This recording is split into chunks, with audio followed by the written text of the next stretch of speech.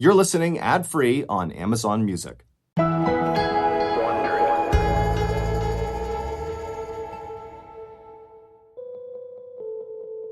Dr. Bill Linder groaned as he dragged a suitcase up the stairs of his house in Columbus, Ohio. It was June of 1990, and the 43-year-old doctor had just returned from a family trip to Israel with his 2 teenage daughters. The vacation had gone smoothly until one of their relatives got seriously ill. Bill's wife stayed behind to care for their family member while Bill and the kids returned back home. As he struggled to get his heavy luggage up each step, Bill could hear his daughters, 15-year-old Jocelyn and 16-year-old Hillary, running down to the basement to watch a movie. He couldn't believe they could keep their eyes open. After a 2-week trip, an international flight, and a long drive home from the airport, he felt exhausted. When he finally reached the upper landing, Bill headed straight to his room and collapsed into bed. But as soon as he took off his socks, he noticed his ankles looked swollen. Bill wondered if he'd accidentally injured his ankles by walking too much on vacation, but when he felt around the joints for sore spots, they didn't hurt. So Bill figured the swelling must be a result of too much sitting during the long international flight. Bill stood up and walked into his bathroom and grabbed a bottle of diuretic pills out of his medicine cabinet. He took one, hoping it might reduce the fluid buildup in his body. Then Bill crawled back into bed, desperate for a nap. Less than an hour later, Bill woke up. He still felt tired, but it was getting close to dinner time, and he knew his daughters needed to eat. So he threw the covers back and got out of bed. Bill walked out of his bedroom, intending to walk down to the kitchen, but as he stood at the top of the stairs, he started to feel lightheaded. His vision went blurry and his ears began to ring. He reached out to grab the stair railing for support, but he missed, and instead of catching himself, he fell face first into the metal rail. For a moment, everything went black. Then Bill heard Jocelyn and Hillary running up the stairs, followed by their frantic voices asking if he was okay. Bill slowly opened his eyes. He realized he was lying at the top of the stairs, and he felt this warm, wet liquid dripping down his temple. He touched the side of his head, and when he looked at his fingers, he saw they were covered in blood. He turned to his side and saw both of his daughters staring at him, their eyes wide with terror. Bill slowly stood up, holding onto the railing this time, and promised Jocelyn and Hillary that he was okay. His head was just throbbing from hitting the railing, but other than that, he felt okay. He said he must have just gotten up too fast. The girls insisted on taking Bill to see one of the doctors at his family practice. Bill didn't want to leave the house, but he figured if a quick checkup would put his daughters' minds at ease, then it was worth it. When they got to the family clinic a few minutes later, Bill could tell his colleagues were shocked to see him with dried blood caked onto his cheek. Luckily, the visit was short. The physician on duty cleaned Bill up, gave him 7 stitches, and then just sent him home. 2 years later, in the summer of 1992, Bill and his favorite nurse, whose name was Kim, were closing up the family clinic for the day. Bill had not had any more health scares since his fall 2 years earlier, so in that time he'd just been focusing on spending time with his family and continuing to expand his medical practice. Though it was getting close to dinner time, Bill did not need to rush home. His wife Rhoda was out of town, and the girls were going out with their friends. So he and Kim took their time wiping down countertops and restocking the exam rooms, chatting and drinking a couple of beers that Bill had stashed in the office refrigerator. Bill and Kim finally headed out to the parking lot at about 7 p.m. And as the two of them walked across the concrete, Bill suddenly started to feel short of breath. He'd only gone a few dozen yards, but he felt like he'd just sprinted a mile. He stood still and tried to stop panting, but inhaling just kept getting harder and harder. Kim put her hand on his shoulder and gave him a very concerned look. Bill turned to her and just said, "I need to go to the hospital." Kim sped Bill to the nearest emergency room, and when they got there, Kim helped Bill shuffle up to the front desk. In between labored breaths, he told the receptionist that he could barely breathe, but since he was a doctor, he knew what he needed. He asked to have a chest x-ray as soon as possible. Less than an hour later, Bill was lying on a hard bed in a hospital room, still struggling to inhale while Kim coached him through each breath. Finally, a radiologist entered the room with the x-ray results, and Kim helped Bill sit up so he could see. But what Bill saw on the x-ray film seemed impossible. Normally, lungs appear dark on an x-ray, but Bill's looked white. Now, Bill was not a lung specialist, but he'd known since medical school that this was a sign of fluid building up around the lungs. In severe cases, there can be so much liquid in the chest cavity, the lungs can't inflate properly, making it difficult or even impossible to breathe. Looking at the X-ray, Bill felt genuinely frightened. Now he understood why he was so short of breath, but what he didn't understand was why all this fluid was building up in the first place. It usually only occurred in patients who were elderly or extremely sick with things like pneumonia or cancer. Bill was 45 years old and careful about his health. He watched what he ate, exercised every day, he had no chronic illnesses, and so this just didn't make sense. Bill asked the radiologist what could be causing this, and the young woman said she didn't know. They would need to run tests to find the source of the fluid. Right now, the best thing they could do was just drain the liquid out of his chest cavity using a procedure called tapping. Bill dreaded the sound of that word. He knew exactly what tapping was, but he had never thought he'd have to experience it himself. It was a crude, unpleasant procedure, and the worst part was, Bill would be wide awake for the entire thing. Half an hour later, Bill was sitting shirtless on the edge of his hospital bed while the attending physician sat on a stool beside him. She disinfected Bill's back, then injected a local anesthetic near the rear of his rib cage. Bill's back quickly went numb, but that did not make him feel any less afraid, and so he reached out for Kim, who was still there to support him. Bill wanted to close his eyes for the next part, but he was too terrified to look away. He watched as the physician brought a long, thick needle towards his back. Then he felt a dull pressure as she plunged this needle between his ribs and pushed it deep into the space surrounding his lungs. Then the attending physician attached the opposite end of this needle to a thin tube, which led to a clear plastic container. As Bill squeezed Kim's hand and tried to relax, liquid began to drain out of his chest. Bill hoped the liquid would be clear or tan, because those were the most common colors of fluid in the chest cavity, and he didn't want to see any red tint, which could mean he was bleeding internally. But the fluid Bill saw coming out of his back and going up this tube was not clear, tan, or red. It was a thick, milky, yellowy substance that reminded him of the filling inside of a lemon meringue pie. He sat there watching this weird, gross liquid flow through the tube until an entire liter had been drained from the area surrounding his lungs. Finally, Bill felt a dull ache as the attending physician removed the needle and then covered the puncture hole with a bandage.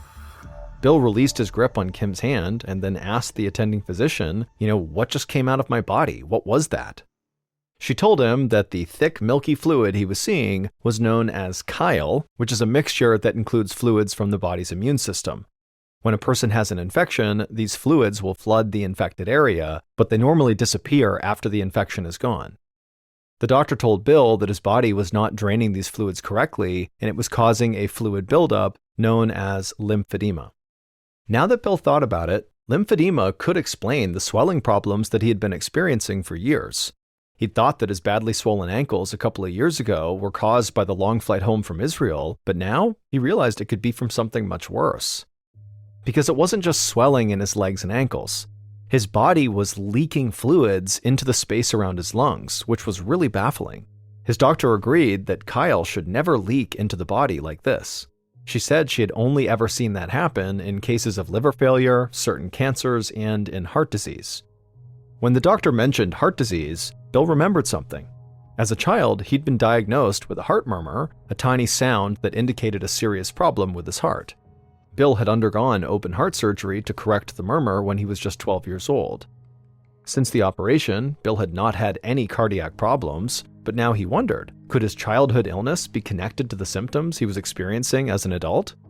The physician said it was possible, but she also told him not to panic. They wouldn't be able to determine exactly what was happening until he underwent a series of tests. Until then, he should just stay calm and not jump to any conclusions. Bill promised he would try, but he couldn't shake the feeling that his heart could be failing him. Over a year later, in 1994, Bill held onto his wife's arms as she slowly lowered him into the bathtub inside their room at a Boston hotel where they had been staying for months. They were visiting the doctors who had treated Bill's heart as a child, plus many more specialists throughout the city. They were hoping to find someone who'd be able to make sense of Bill's bizarre symptoms. While Bill's wife, Rhoda, scrubbed his aching back with a sponge, Bill thought about all the tests he'd undergone. Multiple cardiologists had examined his heart, and they had all said the same thing. that it was functioning totally normally. So whatever was happening to him, it couldn't have anything to do with his heart or with the surgery he'd undergone as a child. There was also nothing wrong with his kidneys or his liver or his immune system. What's more, he didn't appear to have cancer. Based on the test results, Bill should have been perfectly healthy. But he wasn't. The space around his lungs continued to fill with chyle, making every breath a struggle. His back was scarred from repeated tapping procedures to drain the fluid. Bill looked down at his stomach, which had become round and hard as a rock. This was a relatively new symptom, but it bothered him the most. Doctors told him that his stomach, his gut, was also filling up with chyle, which was even more worrisome than what was happening with his lungs. There were other alarming developments too. When Bill ate, the protein and fat in his food was not being processed correctly. Instead, it was leaking out of his intestines and mixing with his blood and other fluids. These were the ingredients in the chyle that kept building up inside of his body. As a doctor himself, Bill knew how serious this was. It meant that his body was not getting the nutrients it needed. With his wife's help, Bill climbed out of the bath, put on his pajamas, and got into bed. He closed his eyes, feeling absolutely miserable, and did his best to sleep. A few hours later, Bill woke up shivering and covered in sweat. He knew he must have a fever, so he shook his wife's shoulder to wake her up. Rhoda took one look at him and said they needed to go to the hospital right now. Bill held onto his wife as she helped him hobble out to the car, and then before he knew it, they were already at Brigham and Women's Hospital in Boston. Bill was too feverish and confused to check in, so he collapsed into a waiting room chair while his wife spoke with the receptionist. A few minutes later, a nurse brought Bill a wheelchair and wheeled him down the hall. By the time they made it to the examination room, Bill could barely speak and his vision was blurry. He was vaguely aware of a doctor coming in to examine him, and then he heard that doctor say that Bill would need to go to the intensive care unit. Bill turned his head to the side. Through the haze of his vision, he could see his wife anxiously holding her hands in front of her chest. He tried to wave to her as if to tell her everything is going to be okay, but he was too weak to even lift his hand. Early the next morning, one of Bill and Rhoda's daughters, Jocelyn, walked through the large glass doors of Brigham and Women's Hospital. Jocelyn was now 19 years old and a college student right here in the Boston area. She'd been up very late the night before, but the moment her mom called her and told her that her dad was in the hospital, she'd gotten out of bed early and driven straight here from her dorm room.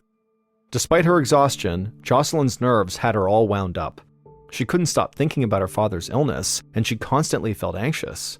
She'd been skipping classes lately and partying too much, doing her best to distract herself from her dad's problems. When Jocelyn walked inside of her father's room, she saw her dad lying on the hospital bed with tubes coming out of his arms, and it made her feel even worse. He looked old and frail. She gave him a gentle hug and then sat down on the couch next to her mom and her older sister. Jocelyn's mother explained to her that her father had contracted a staph infection, which is a dangerous type of bacterial infection in the blood. He had likely gotten it during one of his many tests or fluid draining procedures. Jocelyn sighed. Her dad was already so sick, and this felt like one more health problem to add to the list. It felt like they were all just kind of waiting around powerlessly, praying for something to change. Just then, Jocelyn heard the door to the room creak open, and in walked her great-aunt, whose name was Joni. Joni lived in New York, and so the family did not see her much. But Joni skipped past the usual greetings, and instead she walked right up to Bill's hospital bed and held out a dusty 3-ring binder. Joni said she knew what was wrong with Bill. She said that she had seen all of his symptoms before in her own husband, Bill's uncle. All the proof was right here in the binder she had brought. Jocelyn nearly jumped out of her seat. Maybe Joni really was carrying the breakthrough the family had been hoping for. Jocelyn assumed her father would be excited too, but he immediately waved Joni off. He told her that the two cases were not similar at all, and so he didn't want to hear anything else about his Uncle Nathan. Confused, Jocelyn pulled her great-aunt out of the room and into the hallway and asked to look at the binder. Jocelyn realized these were her great-uncle's medical records. Nathan had died over 30 years earlier in 1961, and these documents detailed the illness that killed him. Jocelyn's great-uncle Nathan had suffered from lymphedema, or swelling, in his ankles, just like Jocelyn's father. Doctors also reported heavy chyle buildup in Nathan's chest and abdomen that needed to be drained repeatedly from his body. He'd even been diagnosed with a heart murmur. To Jocelyn, it did all sound very similar to her father's condition. When Jocelyn looked back up at her great aunt, Joni seemed kind of apologetic. She said her husband Nathan had died a very long and painful death, and so she assumed that Bill refused to believe he might have the same condition because he couldn't bear to imagine dying the same way. Jocelyn nodded somberly, but inside, she was thinking that this information could be the key to actually helping her father. She told her great aunt they needed to show these records to her father's doctors right away.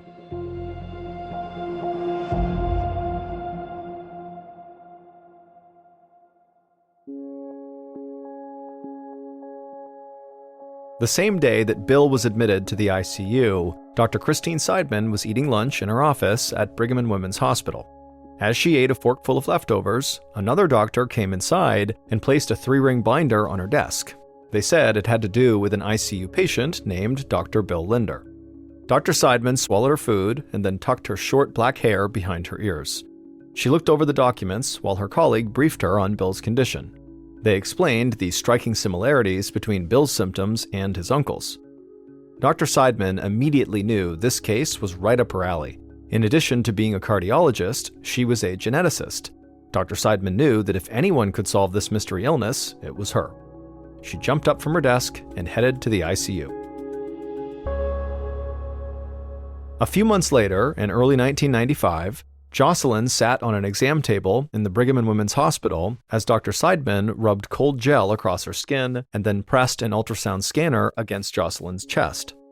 Dr. Seidman was performing something called an echocardiogram, or an ultrasound scan of Jocelyn's heart.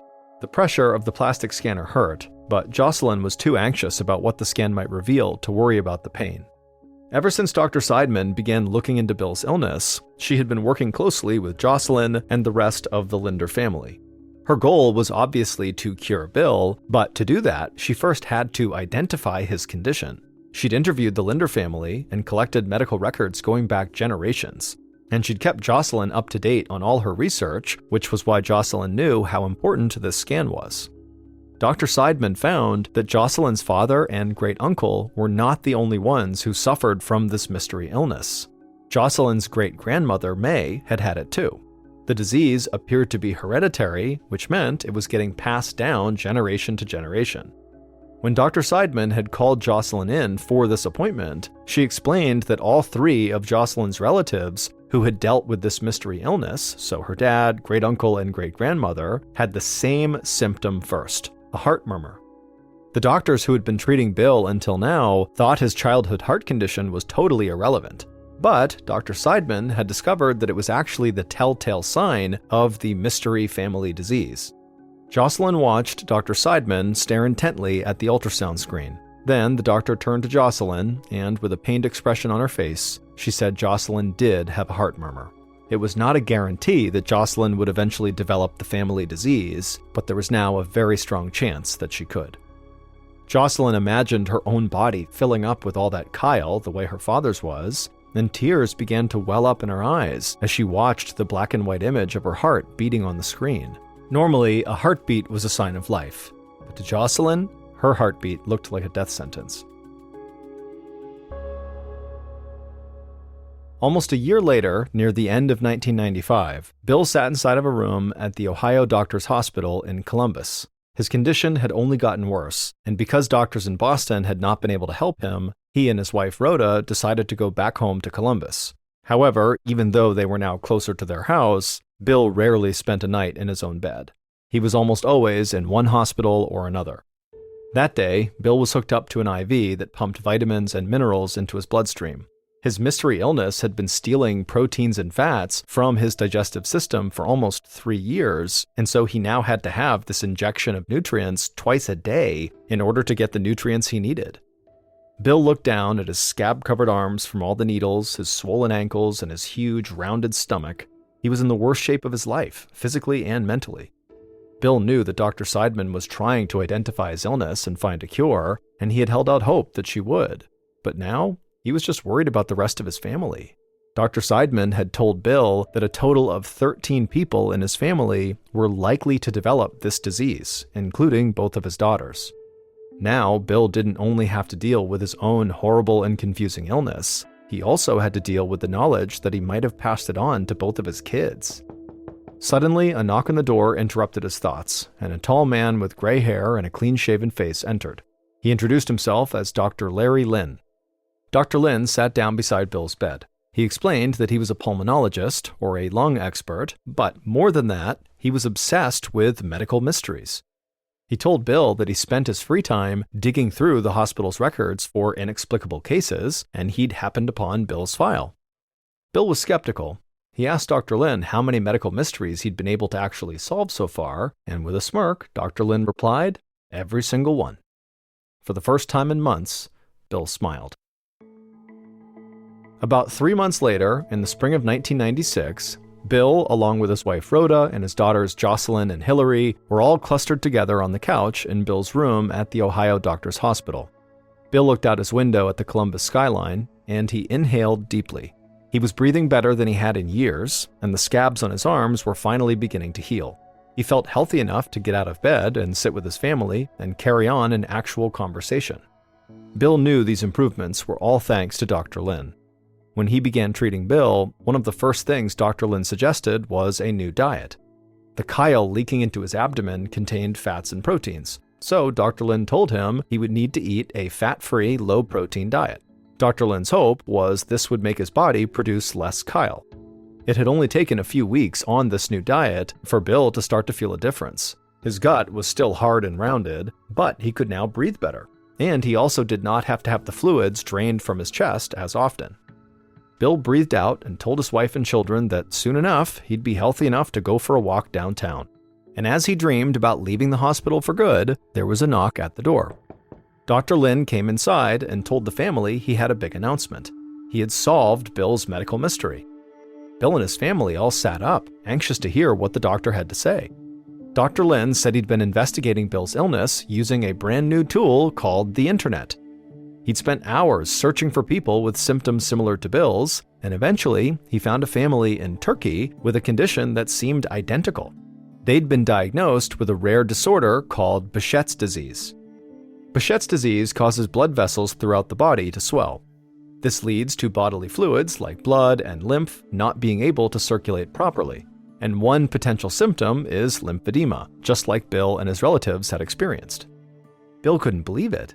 He asked the doctor what this diagnosis meant. Was his disease treatable? Would he and his daughters be okay? Dr. Lynn nodded. He said that while Behçet's disease was rare and poorly understood, the treatment couldn't be simpler. All Bill needed were steroid injections, and he'd be good as new. Bill jumped out of his hospital bed, an IV still attached to one arm. He threw his arms around his daughters, he kissed his wife over and over, and he let tears of joy roll down his cheeks. Finally, he was going to be okay again. The following night, Bill was lying in his hospital bed, looking at the dark sky through his window. Dr. Lynn had given him a steroid injection, and he felt hopeful that the treatment would work. But suddenly, Bill felt a sharp pain in his chest, and the whole room went black. 2 days later, Bill woke up. The light in his hospital room seemed blindingly bright. As his vision focused, he saw Dr. Lynn standing at the foot of his bed. The doctor's eyebrows were knitted together, and his lips were pressed into a frown. The doctor told Bill he'd gone into cardiac arrest. The hospital had been able to resuscitate him, but the emergency made one thing clear. Dr. Lynn had been wrong. Bill did not have Behçet's disease, and steroids were not going to cure him. If anything, they could have made his condition worse. Bill was stunned. He'd almost died, and now he was also back to square one with a mystery disease that no one knew how to treat that also might kill him. In that moment, he suddenly felt an overwhelming sense of absolute hopelessness. 6 months later, in September of 1996, Bill's daughter Jocelyn was writing on a yellow pad working on a term paper. After spending her early college years partying and skipping class, she was now committed to getting her life together and finishing her degree. Plus, focusing on school helped her ignore the things that made her the most anxious, the knowledge that she might one day develop the same disease that was killing her father. As she scrawled on her paper, Jocelyn's phone rang. She picked it up, and she heard her mother's strained voice on the other end. She said Jocelyn's father had been placed into a medically induced coma. Jocelyn's mother explained that doctors were no longer able to drain that chyle from her father's chest and abdomen. He He just had way too much scar tissue built up from years of undergoing the tapping procedure. And so now the fluid buildup was putting immense pressure on his internal organs, and they were failing one by one. Jocelyn felt tears building in the corner of her eyes. She asked her mom if this meant her father was going to die. After a moment, her mother said yes. Jocelyn swallowed hard.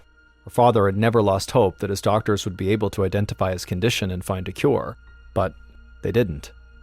Jocelyn wanted to start sobbing, but she did know there was one hidden blessing. Her father's suffering would finally be over. And sure enough, just a few days later, on September 25th, Bill would die.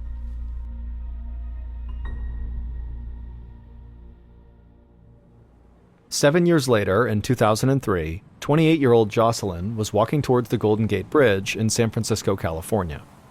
After her father passed away in September of 1996, Jocelyn had moved far away to California, but the trauma of her father's slow, painful decline followed her wherever she went. She was acutely aware that she might meet the same fate. It was also very hard for Jocelyn to forget that she had not been there during her father's last moments. She'd flown to Columbus and gone to the hospital, but when her dad actually drew his last breath, Jocelyn had been outside smoking a cigarette.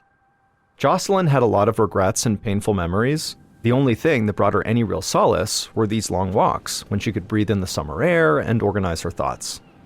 Jocelyn found a nice spot to sit on the bridge where she could look through the red bars to the sparkling water down below.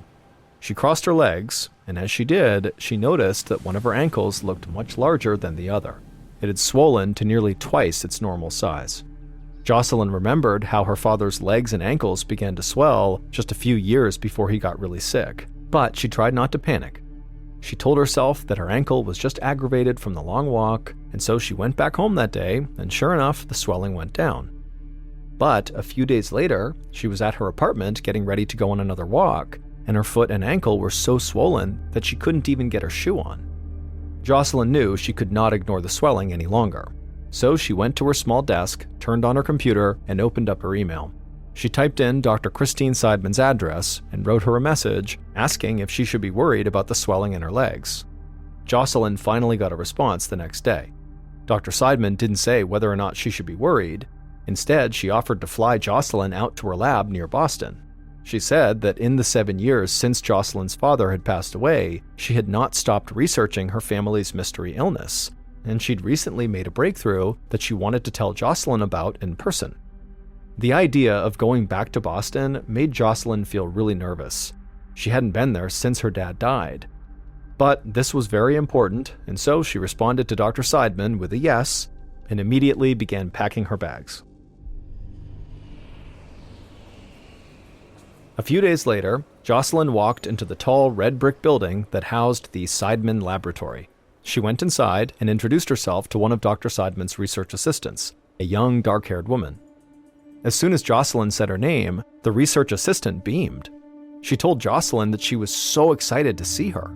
Jocelyn was really taken aback. She didn't even realize that the researchers would know who she was. Just then, Dr. Seidman rounded a corner and said hello, looking happier than Jocelyn had ever seen her before.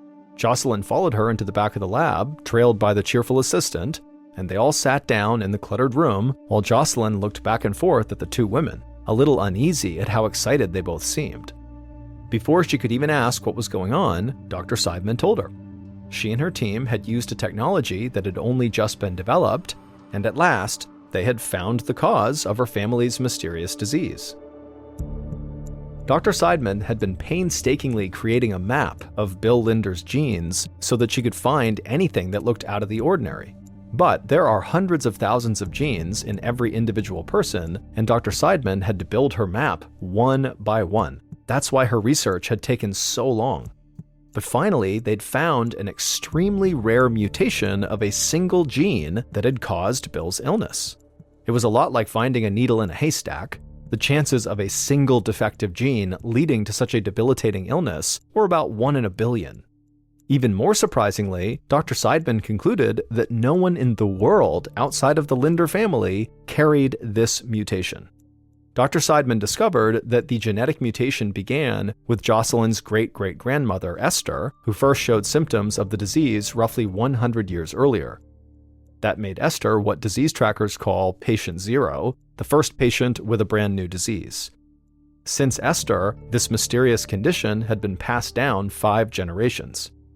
Once Dr. Seidman found this genetic defect, suddenly Bill's illness made more sense. The mutation stopped his liver from being able to properly filter toxins out of his blood, and from there, it caused a cascade of serious problems, including the chronic swelling and the chyle buildup in his chest and abdomen. Lastly, the genetic mutation also appeared to cause the family's telltale heart murmur. Jocelyn was on the edge of her seat as she heard all this. She asked Dr. Seidman if now they'd be able to cure her, her sister, and her other relatives who had likely inherited this disease. But Dr. Seidman shook her head sadly. She said while this was a huge discovery, many questions still remained. I mean, at this point, they didn't even have a name for this disease, and so they really had no way to treat or cure it, at least not yet. Jocelyn felt totally deflated. Even though they had just figured out what was behind the family's deadly illness, there was nothing she could do about it. Over the last 20 years, Jocelyn has come to terms with her diagnosis. Because the risk of passing on her deadly genetic variant was so high, Jocelyn and her husband chose not to have kids. Her older sister Hillary opted to use a form of in vitro fertilization that allowed her to have twins who were both free from the family disease. Right now, in the 6th and newest generation of the Linder family, there are 23 children.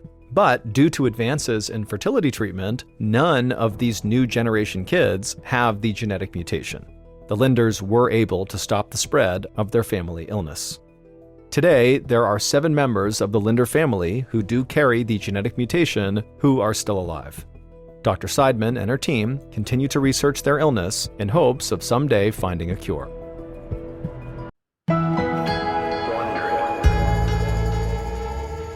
Just after midnight on June 17, 1939, a crowd of people began to form outside of this unremarkable building in Versailles, which is a city in France. The atmosphere in this crowd was electric. They all knew why they were there. They knew what they were about to see, but even still, there was a lot of nervous anticipation.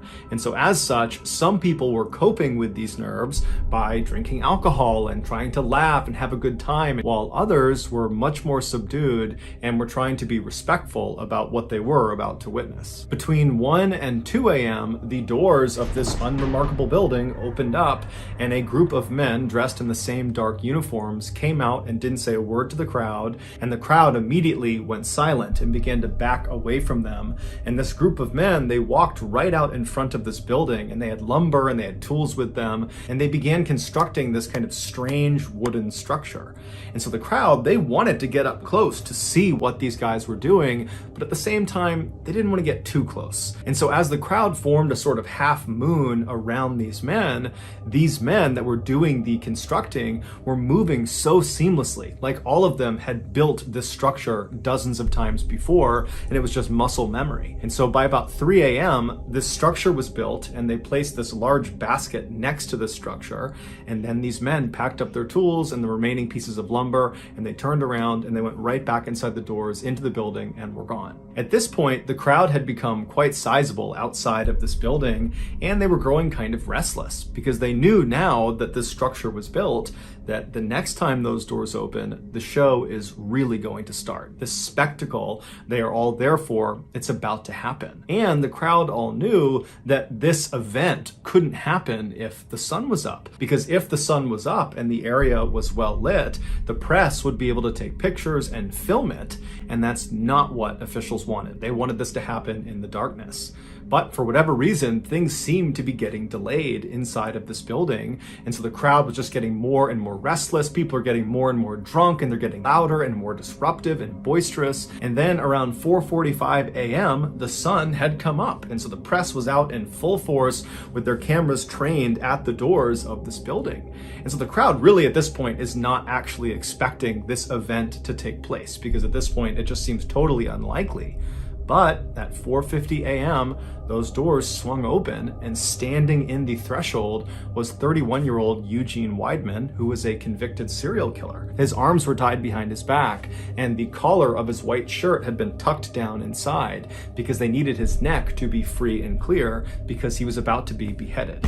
So the two guards on either side of Eugene, they pulled him forward out towards the crowd so the executioners behind him, who were dressed all in black, could filter out and take up positions alongside the guillotine, which is that wooden structure that had been built earlier in the morning. And so as Eugene is being brought out towards the crowd and everything is getting set up for his execution, the crowd went wild. They were shrieking and howling and laughing and pointing and booing and just generally being completely rambunctious and totally bloodthirsty. Eugene kept his head down. He did not want to look at the crowd and he did not want to look at the guillotine. And so eventually the two guards turned him and walked him directly towards the base of the guillotine, at which point the executioners that had taken up their positions around this device, they grabbed him and slid him forward so he was on his stomach on top of this wooden platform, the guillotine, and they slid him forward until his head poked through this opening at the very far end, at which point his neck was positioned right under this huge blade that was dangling right above him, and his head was positioned over a metal bucket on the ground, which he would be looking directly at. At this point, the crowd was at a fever pitch, and one of the executioners pulled a lever, the blade came soaring down, and it removed his head fell into the bin, and the executioners pushed his torso into the basket that had been placed out there earlier, and then the executioners and the prison guards, they gathered up Eugene's body parts and went right back inside of the building, which was a prison. At this point, the crowd was cheering and going wild, and they ran up and began dabbing their scarves and their handkerchiefs in Eugene's blood, which was on the ground, as a sort of souvenir from having been at this execution. And of course, because the sun had been out for this entire spectacle, all of this had been captured on film. And so later that day, and for the next couple of days, the headlines all over France were about this bloodthirsty crowd that was cheering as this man was beheaded, and it just overall made France look really, really bad. And so French leaders decided that from that point forward, they could no longer do any more public executions. So the guillotine would continue to get used for decades beyond this point, but it was all behind closed doors. Also, random fact about being beheaded by a guillotine: your head, after it's been separated from your body, stays conscious for about 10 to 12 seconds, so they say. And apparently there's been lots of cases where the executioner, after the condemned has had their head removed, will yell the name of the person who has just had their head removed, and that person's head will look over at the person calling to them and will blink or try to mouth words for several seconds before the lack of oxygen kills the brain and then the head is no longer conscious. Here are some of the more notable pictures that were used in the media from Eugene Weidmann's execution.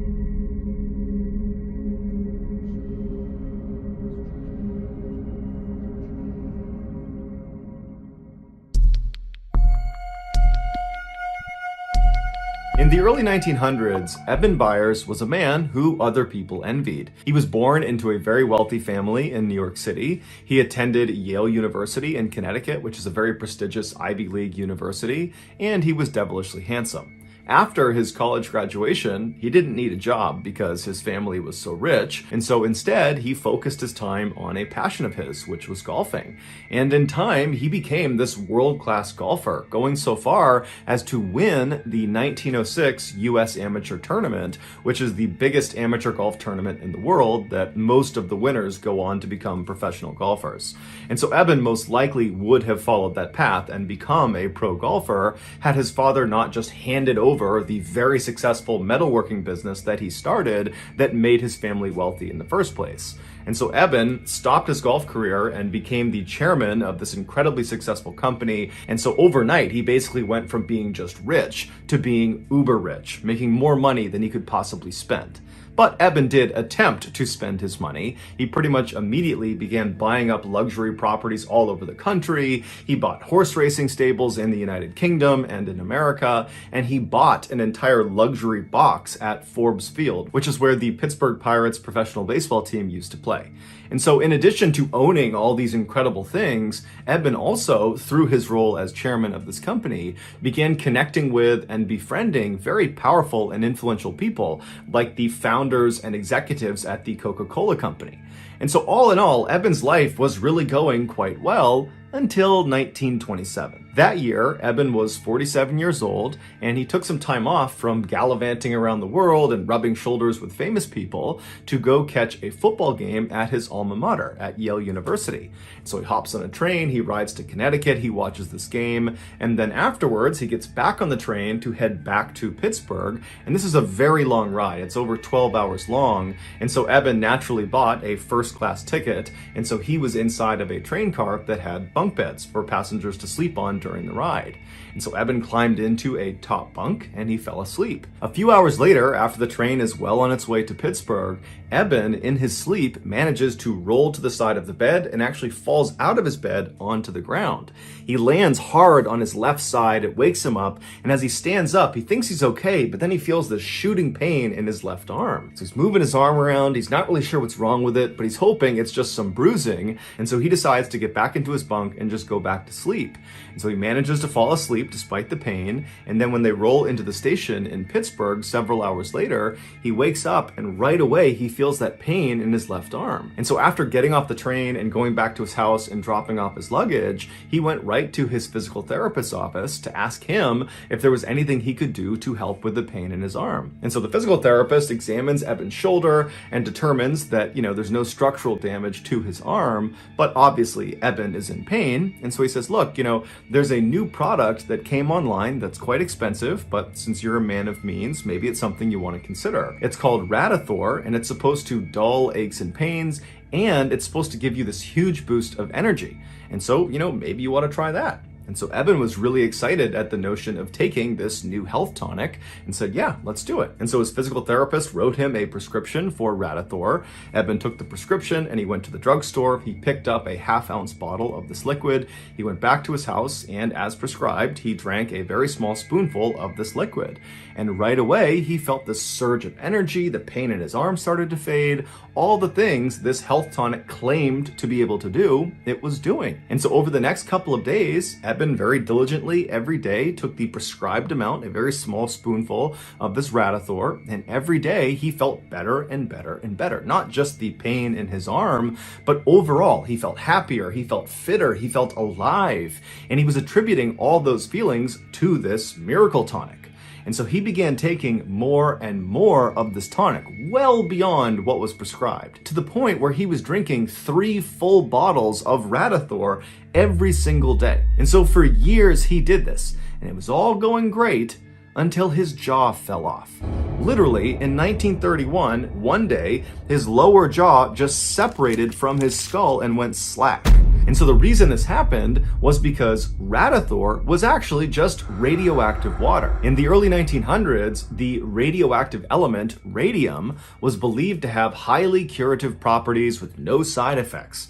And so naturally, at the time, dozens of health products were created with radium being their main ingredient. And Radithor was one of those products. It was literally just water and radium. And so after consuming over 1,400 bottles of Radithor over a 3-year period, Eben's body was finally just starting to disintegrate from the inside out. After he had his jaw surgically removed, along with large portions of his upper jaw, the rest of his body also just began to crumble.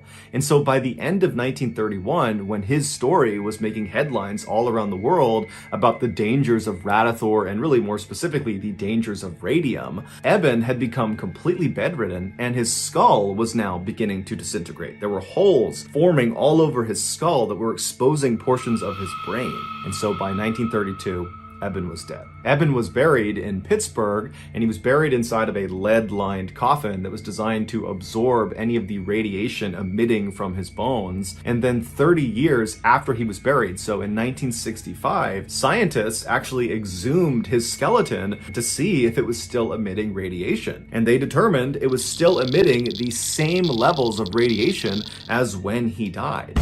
And they actually would ultimately figure out that radium, this radioactive element, has a half-life of 1,600 years. So what that means is Eben's body will remain highly radioactive for centuries.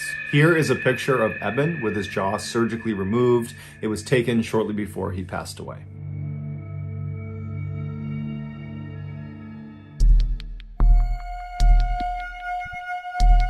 There is still some debate about what exactly happened in this story that I'm about to share with you. And so for transparency, in this video, I am going to rely on the narrative that was presented in court by the defendant. And so with that in mind, here we go. On the afternoon of December 3rd, 2012, a freelance photographer working for the New York Post newspaper named Umar Abbasi was walking down the stairs of the 49th Street subway station in New York City. This very busy station is located only a few blocks away from the very famous Times Square. And so after Umar made his way down to this underground subway station, he walked over to one of the big automated kiosks that looks like an ATM, and he purchased a subway ticket. And then with his ticket, he walked over to the turnstiles. He slid his ticket through the slot, pushed past the turnstiles, and was now standing out on the actual train platform. And from where Umar was standing, this platform basically was like a huge sidewalk that stretched all the way to his right a couple hundred feet and all the way to his left a couple hundred feet. And in front of this platform were the actual tracks down below, because the train, when it came out of the tunnel, it would actually come right up alongside this platform with almost no clearance between the platform and the train. As such, the leading edge of the platform, basically the lip of the train platform that's closest to the train tracks, has this big yellow line painted all across it to keep commuters from standing too close to the edge, because if a train came through, they could actually get hit by the train. And so as Umar is standing on this platform and he's looking left and right, it's totally crowded with people, and they're all kind of tucked back against the wall away from this yellow line. And so Umar decides he's going to turn right and wait at the right end of the platform, just because he saw down at the far end there appeared to be a gap in people, and he figured he could stand right there. And so Umar begins navigating past all of these people on the right side of the platform, and for the most part, everyone he is passing either has their head buried in their phone, or they're listening to music, or both. Because the thing about riding trains, especially trains in busy cities, is none of the commuters want to talk to anybody else. They want to be completely left alone. And so as Umar is walking, everyone was basically doing that, but at some point he did pass two people that were engaged in a pretty heated conversation. Umar had no idea what they were arguing about, or if they were even arguing at all. He didn't know who these people were, but he took mental note of the fact that two men were kind of bickering with each other. And so he walked past them, didn't give it much of a second thought, and he arrived at a gap in the gaggle of people waiting for the train. And there he just stood well back of the yellow line, where he pulled out his camera and began clicking through the images he had taken earlier in the day at an earlier photo shoot. And so as he's clicking through these pictures, he starts to notice that those two men who had been bickering before are now straight up yelling at each other. They're screaming obscenities at each other. It's not clear who's fighting about what or who was the aggressor, but it's very obvious that at this point they're fighting. And so Umar looked away from his camera and looked left down the platform towards these two guys. And so these two guys are about 100 to 125 feet away from him, and all the people that were standing in the vicinity of these two men are beginning to migrate away from them. They just don't want anything to do with them, because the thing about being in subways, especially in cities like New York, is there's lots of people that go down into these train stations that are inebriated or mentally unstable, and so very strange and bad behavior is just kind of a normal thing, and people tend to just kind of ignore it. And so that's what's happening. People are kind of walking away from these two fighting men, doing their best to pretend it's not happening. And so Umar spent a couple more seconds staring down the platform at these two men, but eventually just shrugged and thought, you know what, whatever problems they have, they're not mine. And so Umar went back to his camera and continued to click through his pictures, when all of a sudden he hears a scream coming from the left side of the platform. But it was not a scream that sounded like it came from either of these two men. And so Umar looked up from his camera and looked left down the platform, and now he just sees chaos. It's people running away from these two men. People are running to get away from whatever is happening around them. And so Umar's thinking these men must have come to blows, and they're now fighting actively, physically with each other. But when finally the crowd kind of cleared for a second, he saw a woman pointing down at the train tracks right in front of where those two men had been standing. And so Umar looks at the woman and he follows her finger down onto the tracks, and he sees there is now a man, one of the two men who had been fighting, laying face down on the train tracks. And then, to Umar's horror, he looks up down the tunnel where the train would come out of, and he sees the headlights of the train. It is now coming into the station. And so Umar starts running down the platform to try to get to this man to pull him out of the tracks. And as he's running, he pulls out his camera and he turns the flash on and he holds the shutter down and he aims it at the train conductor to hope the flashing of his camera will alert the train conductor to put on the emergency brake and stop the train before he hits this guy down on the tracks. And so as Umar is running, trying to signal this train conductor, the man down on the tracks tries to stand up, and Umar sees he's really struggling to stand, and when he finally gets up, he turns and he grabs the edge of the platform and he tries to pull himself up and out of the tracks, but he doesn't have the strength or the coordination. And as Umar is getting closer and closer, but he's still too far away to help, he sees that this guy down on the tracks is not going to be able to get out of there before the train hits him. And so Umar finally comes to a stop and he watches as this man down on the tracks lets go of the lip of this platform and just turns and faces the train like he knows what's about to happen. And then seconds later, the train, although it did try to stop, impacted this man and killed him instantly. The man's name was Qais Khan, and he was 58 years old. When the police finally showed up, they arrested the other man who Han had been fighting with. He was a 30-year-old named Naeem Davis, and Davis would actually tell police that he had been fighting with Han and he had pushed him onto the tracks, but it was in self-defense. However, that self-defense story didn't stop him from being charged with murder. While Davis sat in jail waiting for his trial, the media and the public at large had already come to the conclusion that Davis was guilty. And this was due in large part to a particular picture. As Umar was running down the platform, holding up his camera, holding the flash down, trying to flag the train conductor to get him to stop, Umar was also taking dozens and dozens of pictures. And those pictures were of Han right before he was struck by the train. And so after Umar ultimately discovered he had taken these pictures, he gave them to his employer, the New York Post newspaper, and the day after the incident, they ran on the front page a picture of Han right before he's about to be killed with the headline, "Doomed." And so once the public saw this picture, nobody could believe that Davis was anything other than a cold-blooded killer for pushing this poor innocent man onto the tracks. But as it would turn out, nearly 5 years later, when Davis did finally get his trial, he was acquitted of all charges because it turned out Han was very drunk and had picked a fight with Davis, and Davis was filmed on more than one occasion on the platform trying to get Han to leave him alone.